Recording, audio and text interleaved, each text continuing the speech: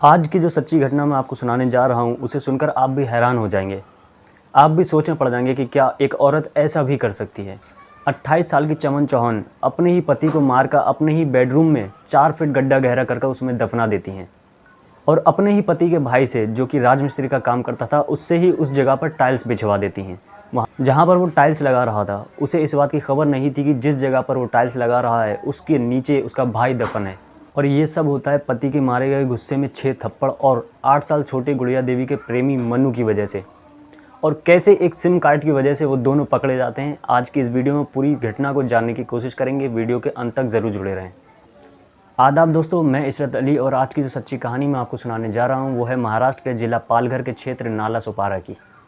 जौनपुर के रहने वाले एक शख्स होते हैं जिसका नाम विजय चौहान होता है और इनकी उम्र 32 साल होती है। विजय चौहान राजमिस्त्री का काम करते हैं।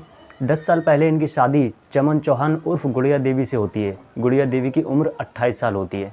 शादी के बाद दोनों की ज़िंदगी बहुत अच्छे से गुजर रही होती है। 2 साल बाद दोनों को एक बेटा होता है, जिसके बाद विजय चौहान अपनी बीवी और बच्चे को लेकर जौनपुर से मुंबई चला जाता है और वहाँ किराए पर मकान लेकर रहने लगता है। जिसके बाद दिन रात मेहनत करने के बाद पैसे जमा कर वो नाला सुपारा में अपना खुद का घर ले लेता है और उस घर को अपनी बीवी के नाम कर देता है। विजय का एक बड़ा भाई और 2 छोटे भाई होते हैं, जो कि विजय के घर से थोड़ी ही दूरी पर रह रहे होते हैं। सभी का राजमिस्त्री का काम होता है। विजय बहुत ज़्यादा मेहनती होता है और ज़्यादा पैसे कमाने के लिए वो पूरा दिन काम करने के बाद ओवर टाइम भी करता था, जिसकी वजह से वो अपनी बीवी को टाइम नहीं दे पाता था और ना ही किसी भी तरीके की कोई बात कर पाता था। पूरा दिन मेहनत करने के बाद विजय घर आकर सो जाया करता था। इसी बीच विजय का एक पड़ोसी होता है जिसका नाम मोनू होता है और इसकी उम्र 20 साल होती है, जो कि एक स्टूडेंट होता है, अभी पढ़ाई ही कर रहा होता है। मोनू गुड़िया देवी से भाभी भाभी कहकर उसके घर आना जाना शुरू कर देता है और इसी आने जाने में उन दोनों के बीच नज़दीकियाँ बढ़ जाती हैं और ये नज़दीकियाँ कुछ इस तरह बढ़ जाती हैं कि वो दोनों आपस में संबंध बनाने लगते हैं। मोनू का घर पर ज़्यादा आने जाने से विजय चौहान को उस पर शक होता है और वो अपनी पत्नी गुड़िया देवी को डांट कर समझा देता है। लेकिन कुछ दिन बाद विजय का ये शक यकीन में बदल जाता है जब वो अपनी पत्नी गुड़िया देवी को मोनू के साथ देखता है और देखते ही वो गुस्से में आ जाता है और अपनी पत्नी को 5-6 थप्पड़ मार देता है। जिसके बाद बहुत झगड़ा होता है और ये सब हो जाने के बाद विजय सोच लेता है कि शायद अब उसकी पत्नी गुड़िया देवी दोबारा ऐसा नहीं करेगी। लेकिन गुड़िया ने अपने पति विजय चौहान को अपने रास्ते से हटाने के बारे में सोच लिया था।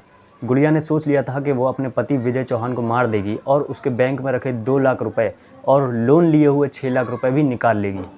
जिसके बाद गुड़िया अपने पति विजय चौहान को जान से मार देती है और अपने ही घर में बेडरूम में 4 फीट गहरा गड्ढा करवाकर उसके अंदर दफना देती है।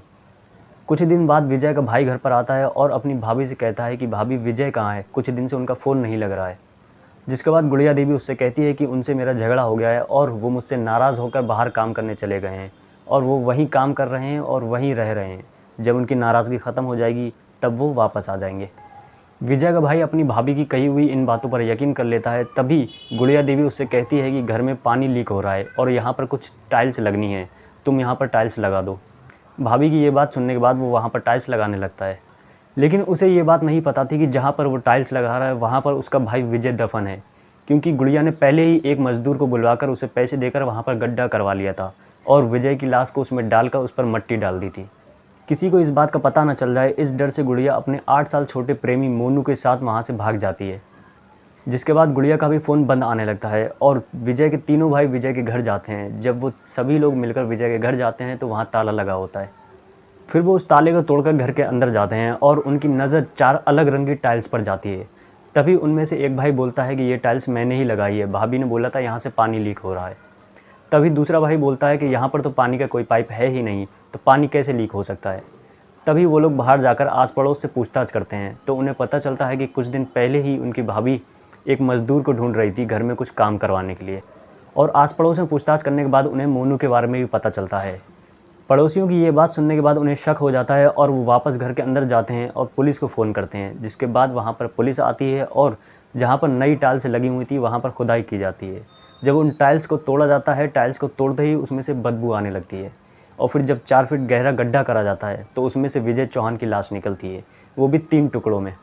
विजय चौहान का शव बरामद होने के बाद पूरे इलाके में कोहराम मच जाता है। लेकिन जब गुड़िया देवी अपने घर से भागी थी तभी वो विजय चौहान का फ़ोन भी अपने साथ ले गई थी। जब भी गुड़िया देवी एटीएम से पैसे निकालती थी तब वो अपने पति विजय चौहान का फ़ोन बंद और चालू करती थी। और जब गुड़िया देवी एटीएम से पैसे निकालने के लिए अपने पति विजय चौहान का फ़ोन चालू करती है, तभी पुलिस को उसकी लोकेशन पता चल जाती है और पुलिस वहां जाकर उन दोनों को गिरफ्तार कर लेती है। फिलहाल 7 दिन के लिए उन दोनों को रिमांड पर लिया गया है और पुलिस अपनी जांच कर रही है। ये जो पूरी घटना मैंने आपको सुनाई है, ये मीडिया रिपोर्ट्स के अनुसार है और ये घटना सुनाने का मकसद किसी का दिल दुखाना या किसी को परेशान करना नहीं है, बल्कि आप सबको जागरूक करना और आप सबको सावधान करना है। फिर मिलेंगे किसी दूसरी वीडियो में, तब तक अपना और अपनों का ख्याल रखें।